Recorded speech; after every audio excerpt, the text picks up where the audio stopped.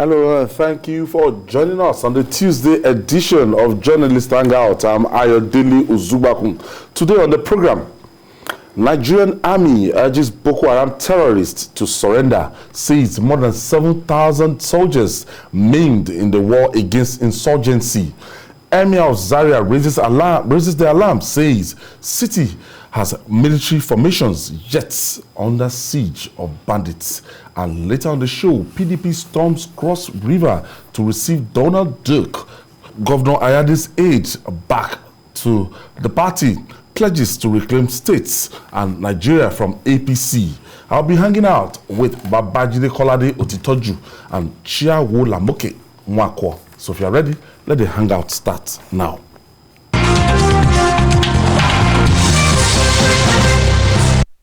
Glad to have you join us again. The great Chinese general and military strategist Sun Tzu once said in his famous book, The Art of War, that the supreme art of war is to subdue the enemy without fighting. The Nigerian army seems to be towing this line in long drawn-out war against insurgency.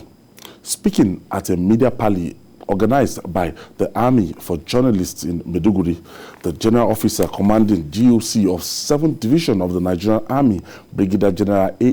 Ejitayo, urged a remnant of the Boko Haram terrorists to surrender and embrace peace after suffering some defeats recently. Meanwhile, the army says more than 7,000 soldiers maimed in the war against insurgency have undergone treatment at the 44 Nigeria Army Reference Hospital, Kaduna.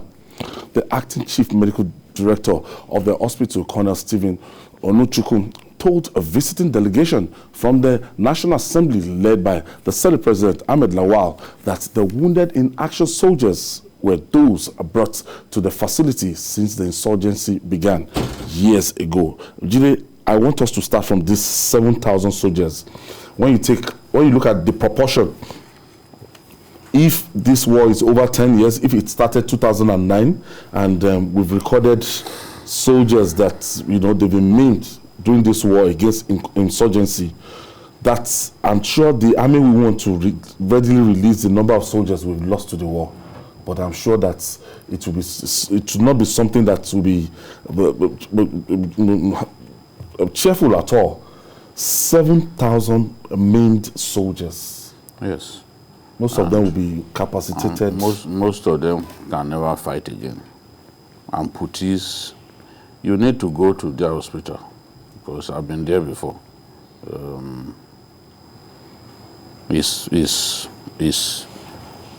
It's a sobering experience to go to 44 Reference Hospital in Kaduna to see our troops. Yes, to see our troops. You will shed tears. I saw a story in which the former chief of army staff went there. Yes, General Burate to lift their spirits. Yes. These are people. You had lunch with them. Yes. These are people who, in bold relief, show you clearly why war is not a desirable thing. People campaigning for war. People go to war. People think that war is a tea party. It's so easy to deal with an enemy like Boko Haram. Many of these guys have lost their both legs.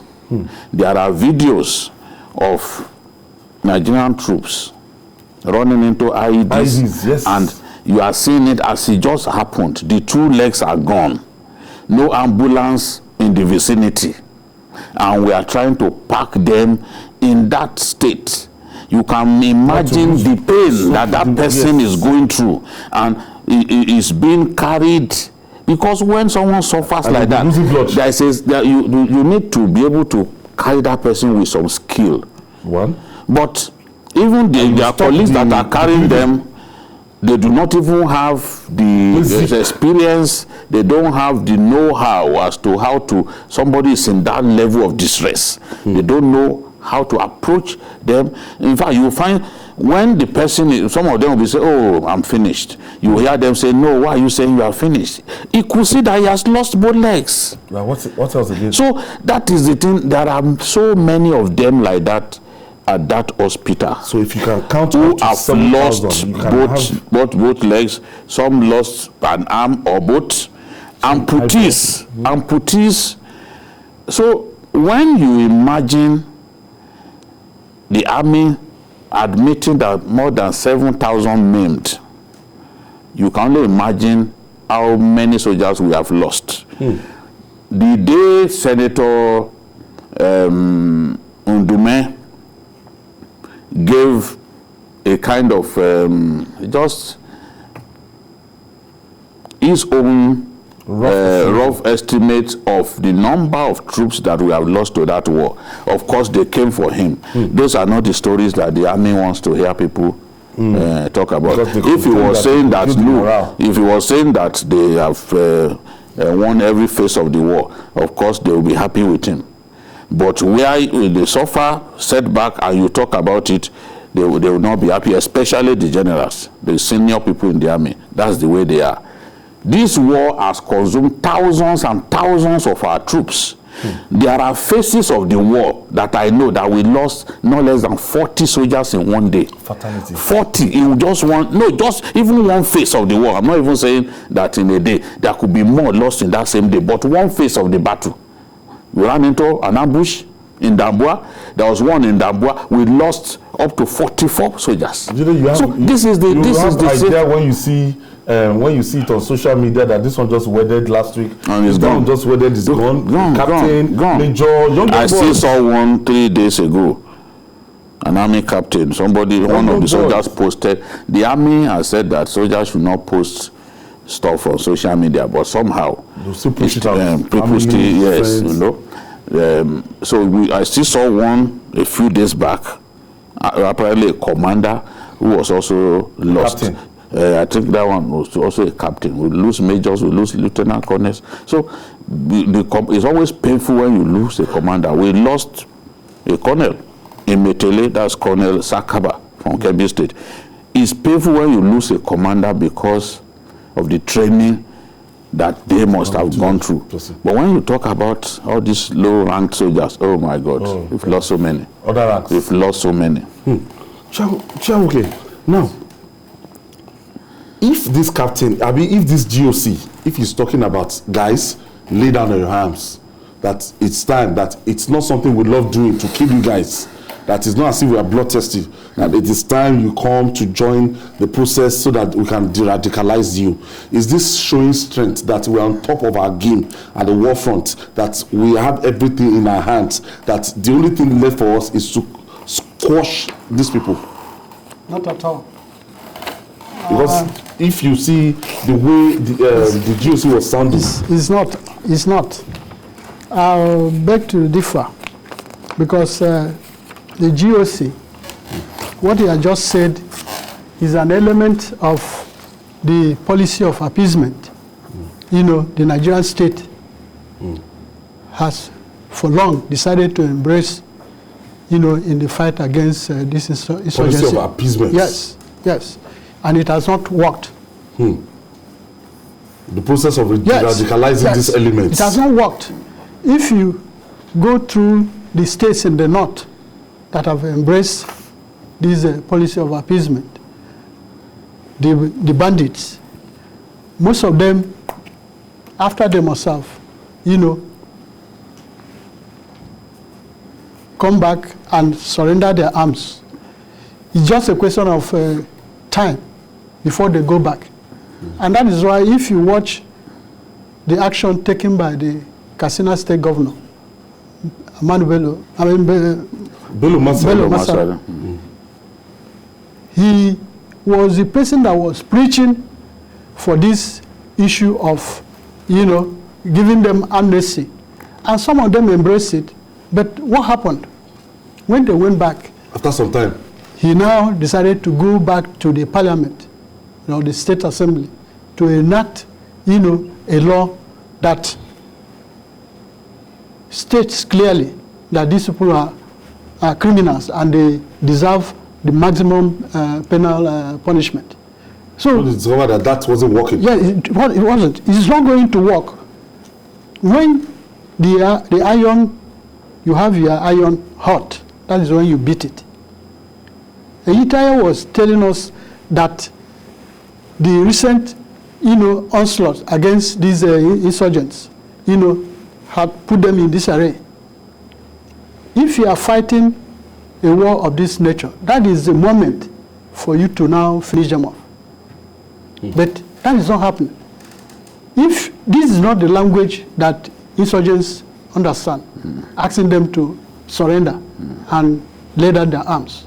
We've seen all over the world where counter-insurgencies are being fought. In Afghanistan, in Iraq, in Syria, in Somalia. They don't obey such law of surrendering arms.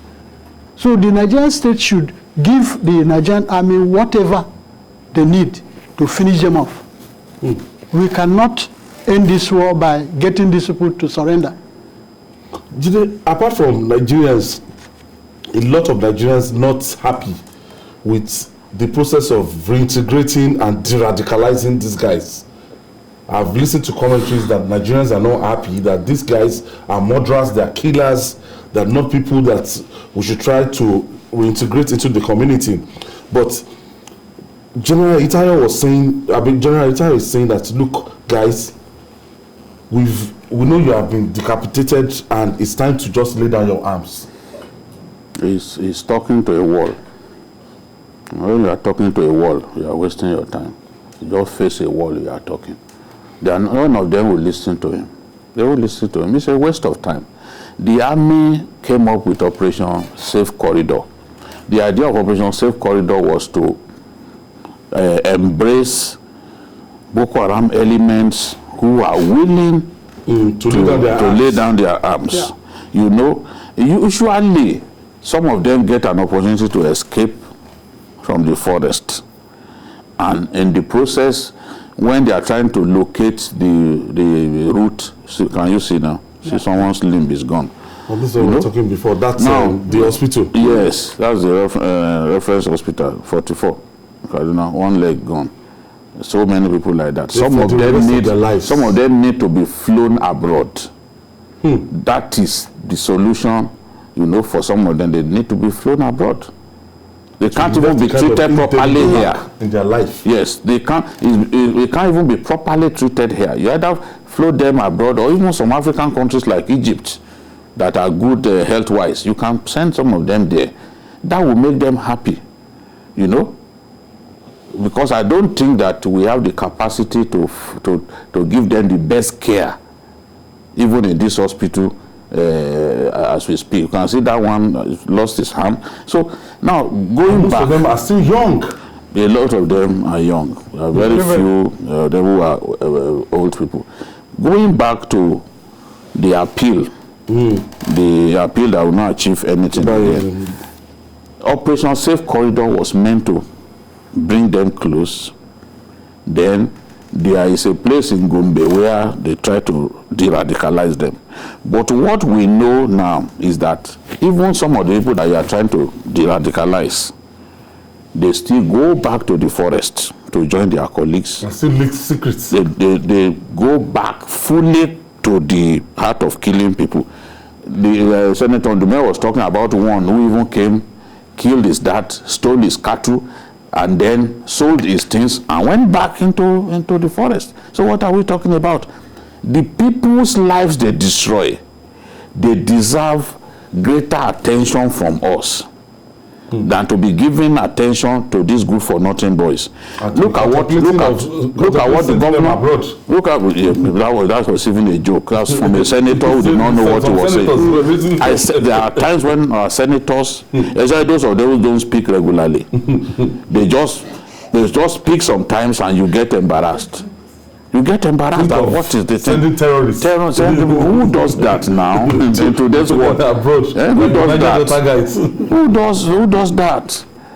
Look, you can't even compare the Niger Delta guys to Boko Haram. At all. Because those ones, when you have a deal with them, they will honor it. They are not pushed by dogma. It's not religion that has twisted their heads. And you can negotiate with them. You can negotiate with them. Some of them, have a course. I'm telling you, some of those boys even graduated you know, with flying colors in some of the universities abroad. So they are not, don't even compare them. Now, going back to what we were talking about before the little distraction, Operation Safe Corridor, we brought them close.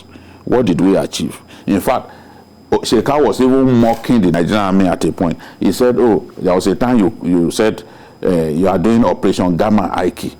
He said, you want Operation Gamma Aiki because you want this war to end.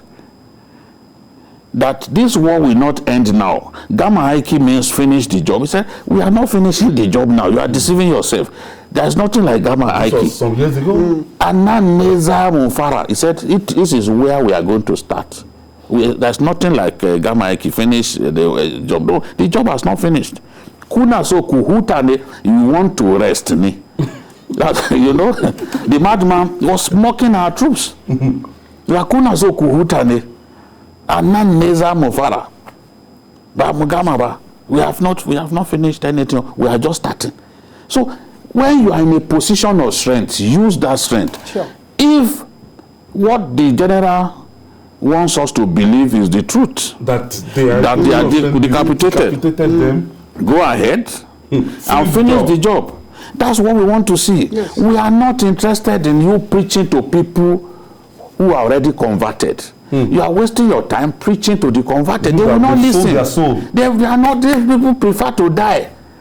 As far as they are concerned, if they die in this battle, they are going to heaven. I wonder whether any one of them has gone there and come back to tell the story of with, 12 virgins. You know, no, more than 12. You are reducing the number. I'm talking about 80-something virgins. You know, I don't know. So the thing is, let us finish them off. We have, so that we can go and use our bullets, our ammunition on bandits.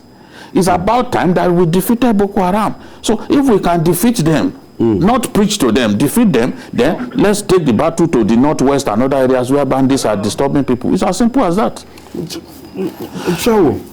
Now, we should not be even thinking of the integration of Boko Haram, repentant Boko Haram should not be the priority, rather than these soldiers at the Nigerian Army Reference Hospital, how to give them their life back, how to rehabilitate them, reintegrate them into the civil society. Yes. If you are talking about over 7,000 of them, yes, that have been made. That should be an utmost. They cannot walk again. They cannot do what any regular person would do again. Sure. That means the state should be in charge of them. Sure. That should be the utmost priority of the Nigerian state and the military. It will act as a motivation to those who are already, you know, at the battlefield. Yes, they are well taken care of, and if anything should happen, you know, yes. Dead or alive. think that if anything should happen, their families will be taken care of. We have to continue to preach against this issue of appeasing these criminals. These are people who have taken the Nigerian state head on. For 10 years, see what we've lost. We've lost a lot of things. Okay, I have Yakub on the line. Yeah. Thank you for joining us, Yakub. Good evening, Adem. Good evening, Babajide, and the other gentlemen in the studio. Good evening, Yakub. Babajide, I think I support your submission. If our general is preaching to this idiot, the block stalker, that they are preaching to themselves that wherever you die in the war front, you are going to Al-Jannah. Which he was never writing in the Quran. That is not what Quran preach. But they are just trying to lure the young people because of the poverty in the land. And then they are telling them, if you die in this kind of a station, you are going to paradise. It is a lie from the pit of hell. Let me borrow that word. Yes. See, Babajide, the question is this, please, where is our super Tucano is supposed to come to this country? No. It's taking too far. No, because we expect this thing to It will come in July. Good evening. It will come in July. Some people, they have so much of in this water. That's what I've been telling the chief of air staff and his people. That look, our people have high hopes. They can't wait for this equipment to come.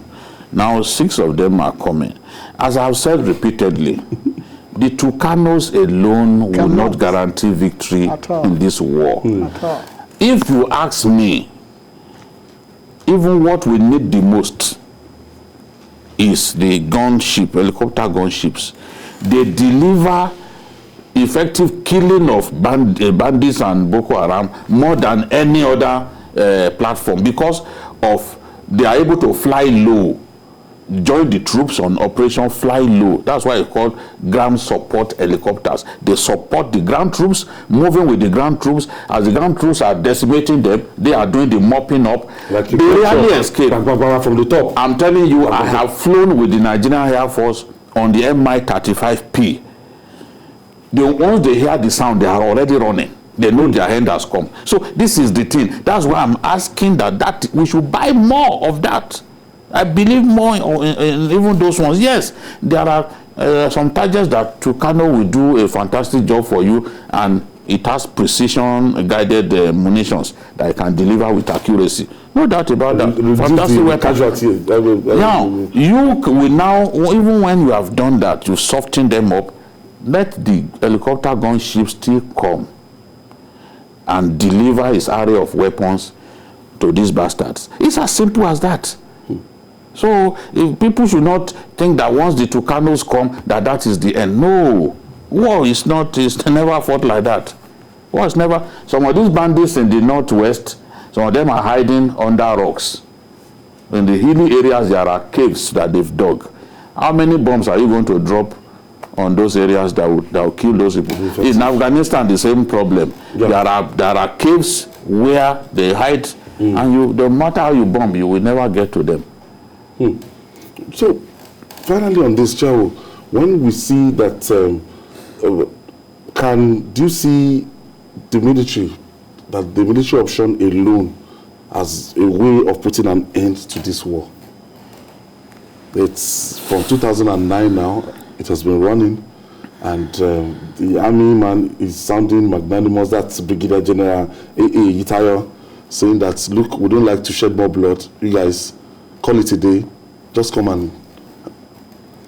He's a nice man. The only option left after military option is this very policy of appeasing them they are going after, which we've already condemned.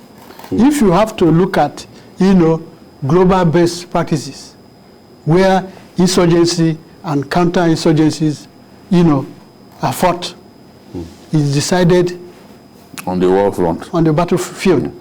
That is the only language they understand. Yes. And we want the commander-in-chief to speak that language that they understand. Yes, so that language is not limited to the southeast. To those in the southeast. But I think it's offensive to some people. That's in the language. I like him to speak that language. Yeah, these are felons. The bandits and to Boko Haram. These are felons. As he said, Tamil tigers in Sri Lanka, the war against insurgency lasted 25 years or so.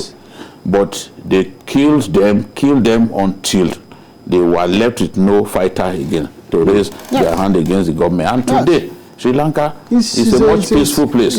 They did not beg them. They wasted them. And that's what we should do. In Algeria, the government did not beg the Islamists who took off arms against government. They wasted them in 1992.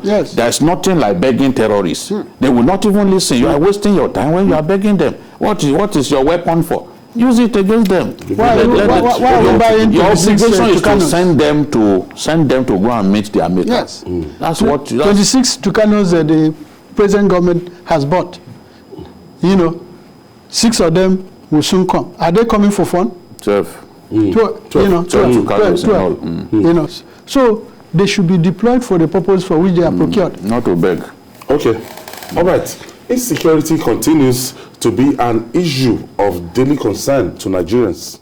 The Emir of Zaria in Kaduna State, Ambassador Ahmad Bamali, had raised an alarm that the ancient city is under siege despite the presence of several military formations in that state. Now, during a courtesy visit by the State Commissioner for Internal Security and Home Affairs, Samuel Aruan, The emir lamented the attack by gunmen on the new Bamali Polytechnic Zaria, leading to killing and abduction of students and lecturers. The monarch described the security situation as completely unacceptable. Jide, we've always decried the level of criminality, banditry, terrorism in Kaduna State. That in spite of the fact that that's where we have our first division, we have first division, we have the Air Force formation, we have a lot of military formation, we have the Nigerian military school Zaria, we have the Nigerian Defense Academy, we have everything in that Kaduna State. Still, all over, it is surrounded by insecurity. What an irony, Jide. That's what the emir is saying. He's saying that, look, there is a Nigerian military school, the depot Nigerian Army, military police cantonment, command and staff college, Jaji, not far away from Zaria, yet we have no peace. So, and the emir is saying, I want to quote him here, I like it when people like this emir or sultan, when they speak about what their subjects are going through. You can't simply button up your mouth when your people are dying like a fowl. Otherwise, they would think that you don't care. So, kudos to this emir for speaking in this manner. He said it is disheartening, the report we are receiving, where bandits were seen moving freely with guns in our communities. We think the security issue no longer needs cosmetic treatment. We need to be serious and up and doing. The war is already at our door, and if care is not taken, it may consume all of us. This is the truth. When some of us are roaming around, when some of us are talking about this problem, it is not a way of saying, oh, the North is a bad place to be. It's just the truth. Those who lack the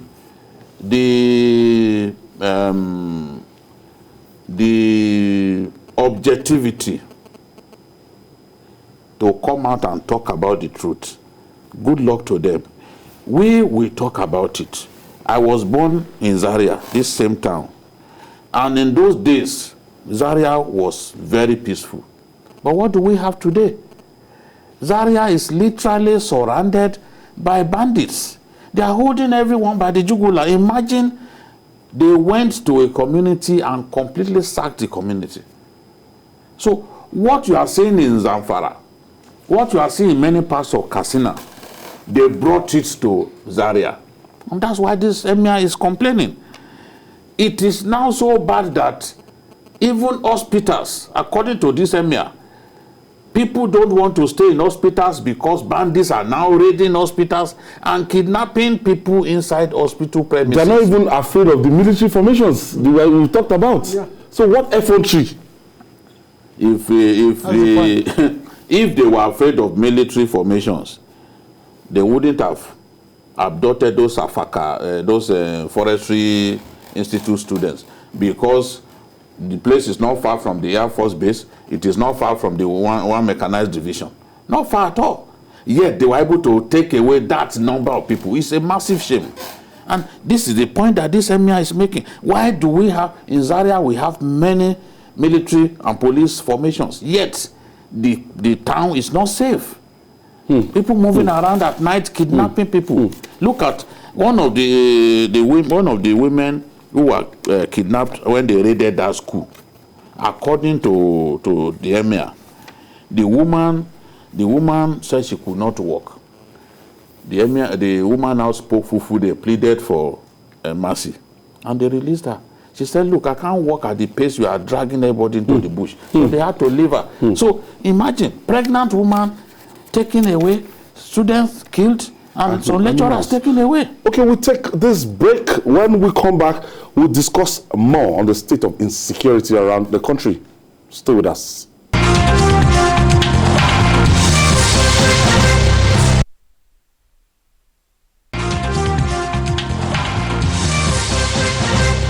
We're still looking at the state of insecurity, especially in Kaduna State, that Zaria. Chiawo, After all this, and don't you think there's something they call, I think there's a state security meeting in Lagos. I see the governor, the commissioner of police, the GOC of 83 division, 81 division in Bonny Camp. They come together to have security meeting, director of DSS, and can't this be replicated in Kaduna State, and they should just come together and deal with this situation?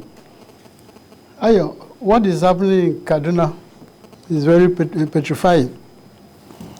In our place, there is this saying that a child whose mother's breast is at his beck and call cannot be sucking a stump.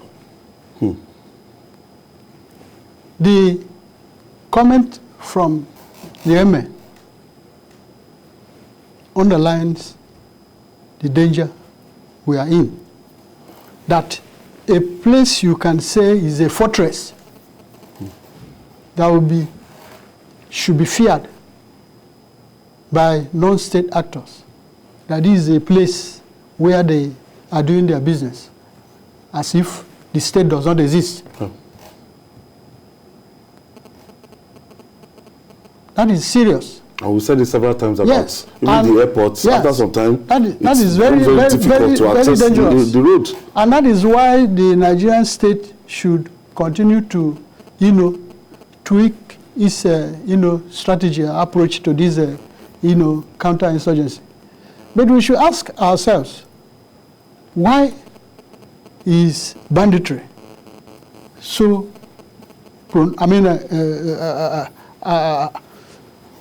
so staggering in the Northwest? It has to do with this issue of cattle rustlers who later gradually abandoned cattle rustling and discovered that they can make more money by going to kidnap people and collect hundreds of millions. When we have a bigger money. So, but why is it so? It was just because of this issue of the northern governors or the elite in the north not allowing, the ban on open grazing. It was the roaming of cows and cattle everywhere that these cattle rustlers that now, metamorphose into bandits. That is why it happened. So we should instruct the elite and the political leaders in that place that this comment or position from the southern governors that there shouldn't be open grazing should be across the entire length and breadth of Nigeria, because that has been identified as the source of insecurity in the land. But unfortunately, the Abuja does not seem to look at it that way. More and more northern governors buy the idea. Yes, the governors have bought the idea, but they should walk their talk.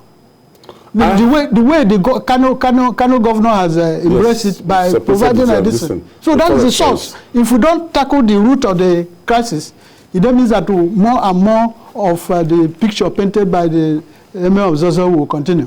I have Aki. Aki is calling us from Ikorodu. Yeah, hello. Yes, Aki, thank you for joining us. Yes, I'm calling in for the first time. Aki, congratulations. I want to greet Mr. Babajide Kolade, Osisojo, and the other one. My contribution directly is that the issue of insurgency and banditry in this country is just a matter of idleness of so many youth. Because I could remember sometimes in 2001, when there are massive industry in this country, there were no such things paramount in this country. And the major thing that I am saying is that the government should come from the holistic approach to tackle this insurgency. No matter weapons that we purchase or army attack on them. Government should come up with a holistic approach of employing the youth so that this banditry will not have chance to employ the youth. You understand? Into their own camp.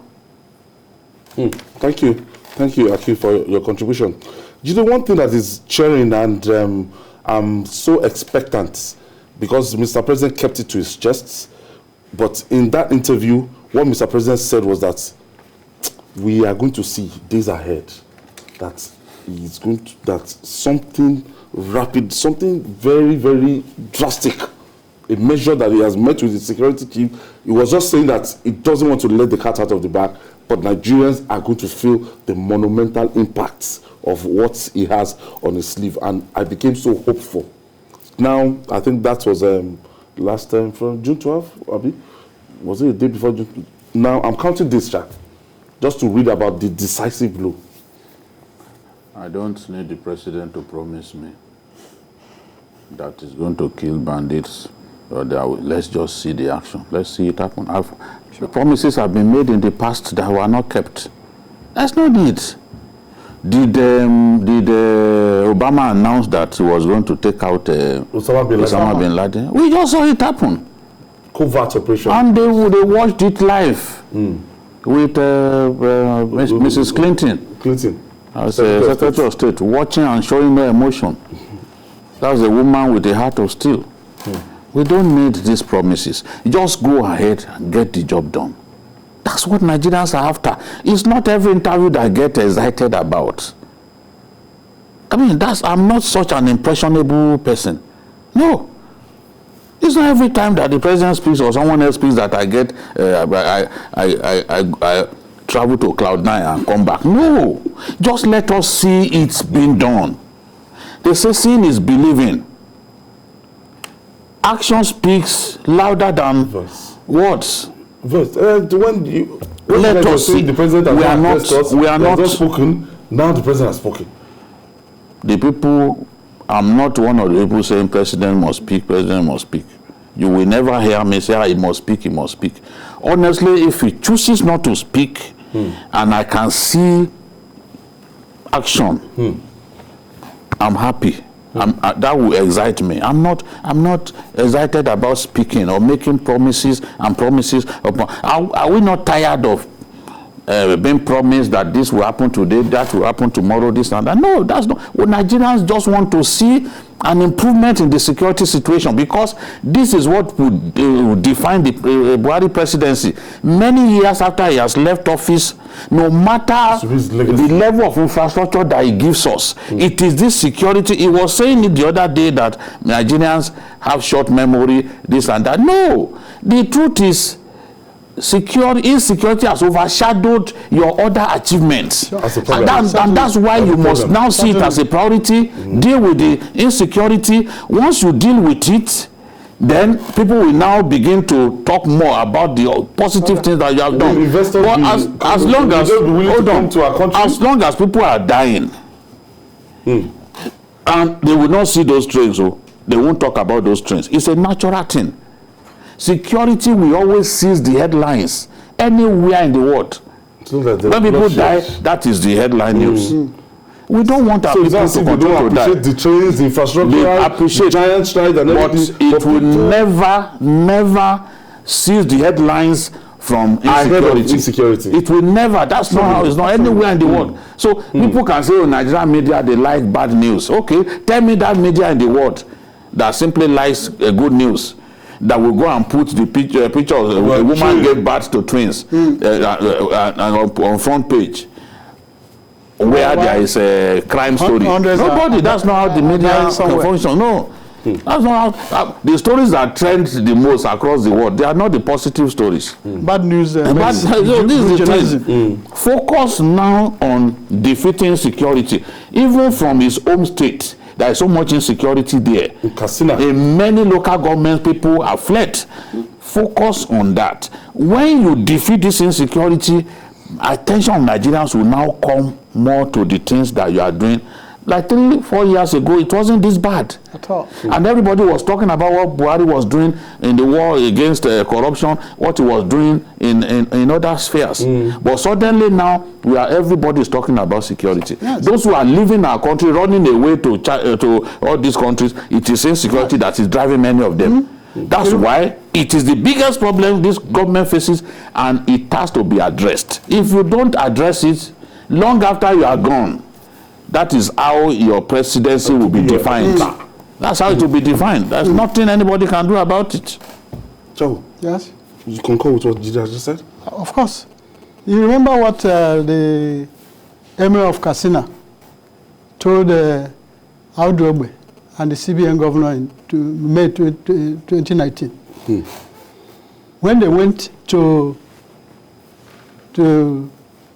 give farmers some, seedlings. Regular stipends. The Emir told them to tell their son, to tell the president that we are dying. That are we living in an animal kingdom? And at that time, it wasn't as bad as it is now. It's a lot worse. Yes. That was 2 years ago.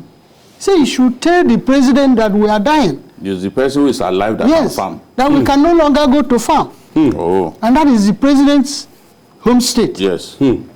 So that is why They he has to kidnapped his in-law now. Yes, his in-law was kidnapped. Taken to Kano. It was in Kano that was located. So it's a serious matter. So the president must not go to bed and sleep with 2 eyes. Okay, and finally on today's show, like a wrestler who refuses to be defeated no matter the odds, the People's Democratic Party, PDP, in Cross River State has refused to be beaten following loss of Governor Ben Ayadi to the All Progressive Congress, APC. The PDP leadership stormed the state to welcome back home former Governor Donald Duke after his sojourn in the Social Democratic Party and some aides of Governor Ayadi, the PDP top-notch, including the chairman, that is Chief Uche Secondus, former Senate President Bukola Saraki, and state governors vowed to reclaim power from the APC in the states and at the central federal level come 2023. Jide, Ayadi's sojourn to the All Progressive Congress, we know that this Donald Duke, between 1999 to 2007, was the governor. Lee Imoke took over from Donald Duke 2007 down to 2015, and Professor Ben Ayadi, a former senator, now a PDP member, two-time PDP governor, elected as a PDP governor, has now joined the All Progressive Congress. And disappointingly, we thought a lot of people were going to go with him.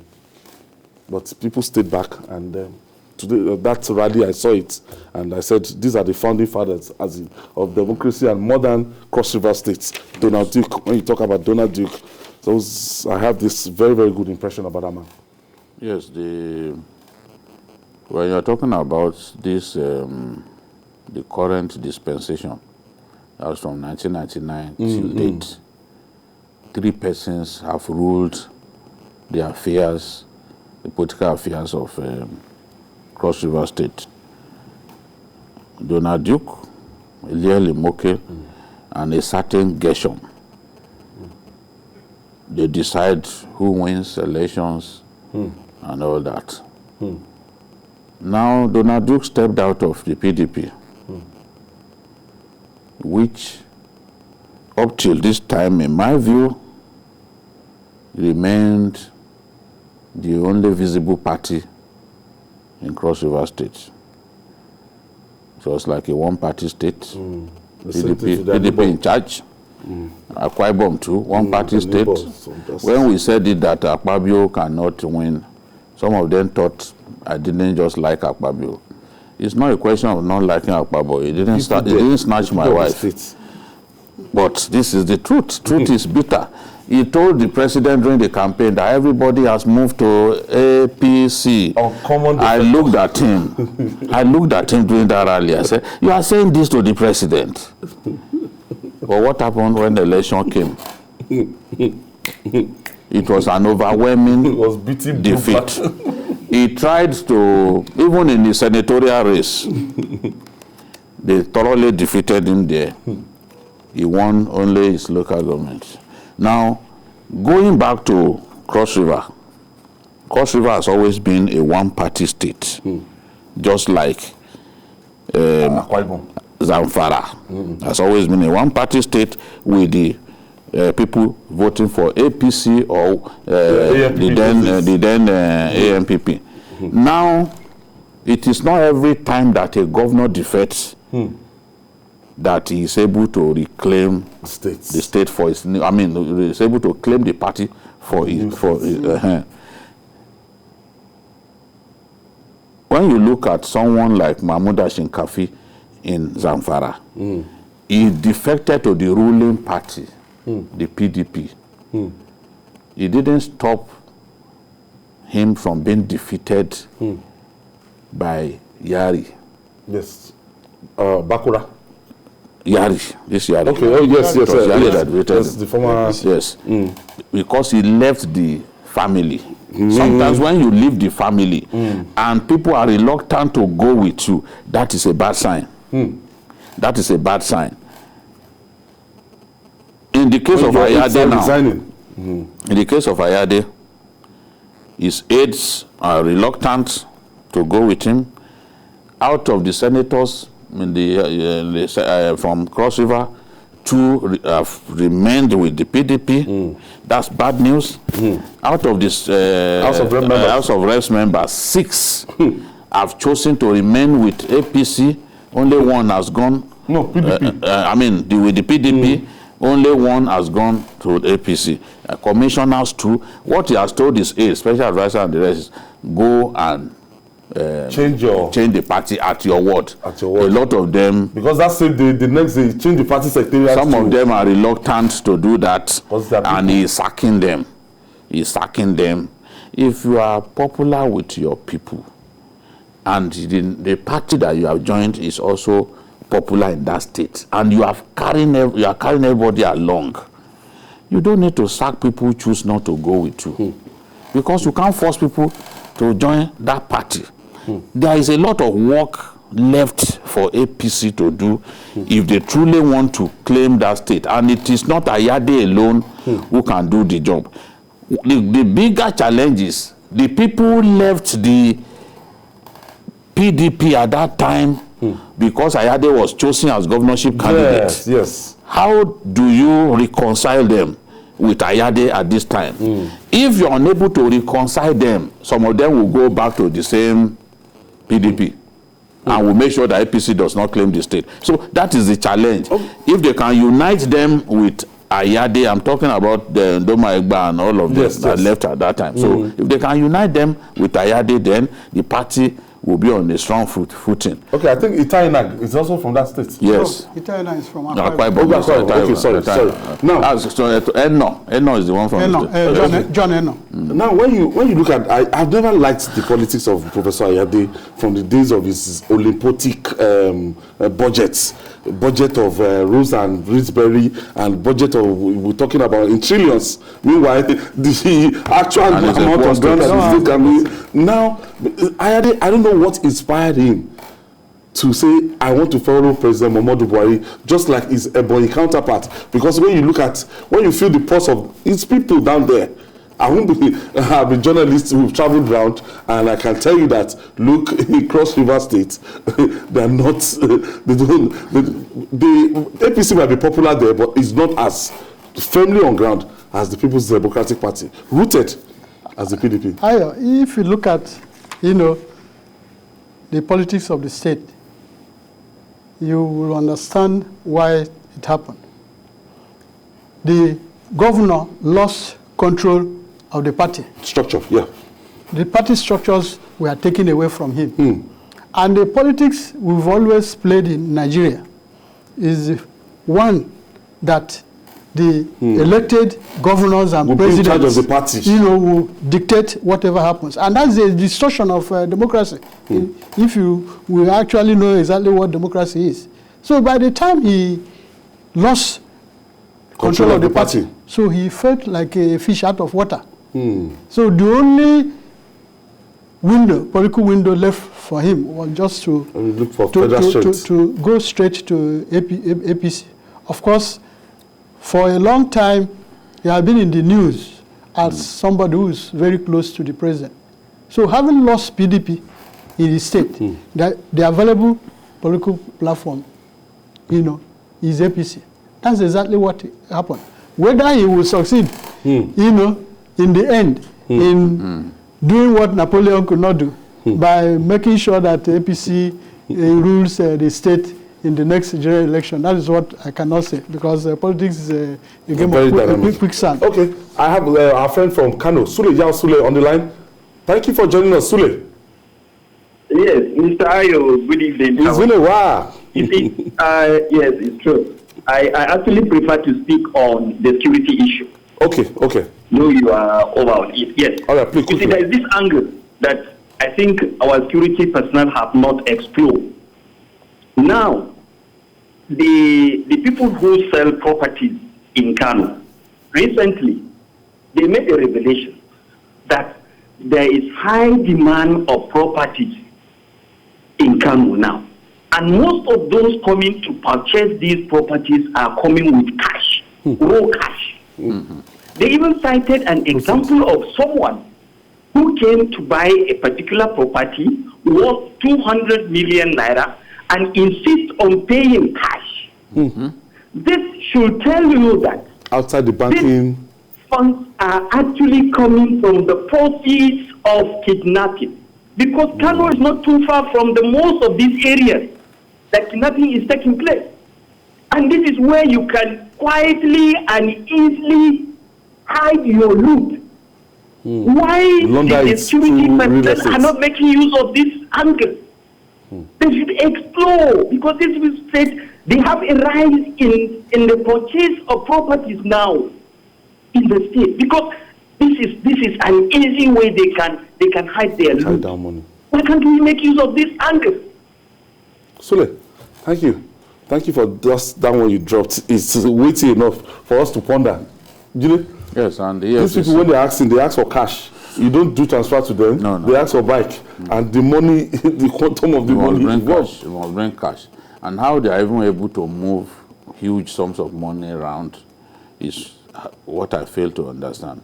We are just not doing enough in the area of security, in the area of intelligence gathering. How can somebody be carrying 200 million naira to go and purchase? Where people are kidnapped, you get information as to even where they took ransom to. You are supposed to be able to block exit points, ensure that those guys do not escape. In the past too, when they brought money to the banks, shortly after collecting ransom, they've been arrested. So to launch the money. Yes, they've been arrested. Sometimes too, the money could have been marked. You will not know. You bring it to the bank, they arrest you. So they are not interested in doing electronic transfer or anything, that will put them in trouble.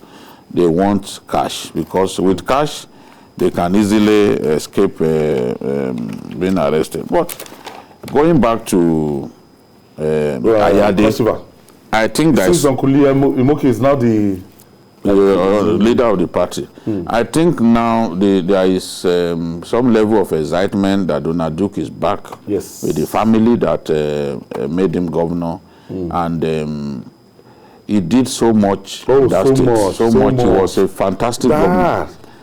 I would have loved a man like this. And the truth is, what Donald Duke did in the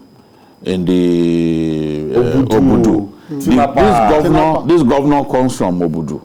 Yet he supervised the wrecking of the Obudu cattle ranch and you want to build another thing?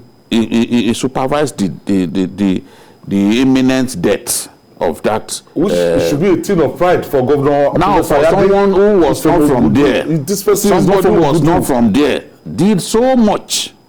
So much, and you go there, you feel proud of the work that man did. Yet their own son could not even take it to another level. He brought it further back. That's what we have seen. The PDP guys have every reason to be excited that they now have Donald Duke back. But at the same time, when you have a governor, as the incumbent governor, when the party has a governor, they have every reason to be excited as well. although this is not an off-season election.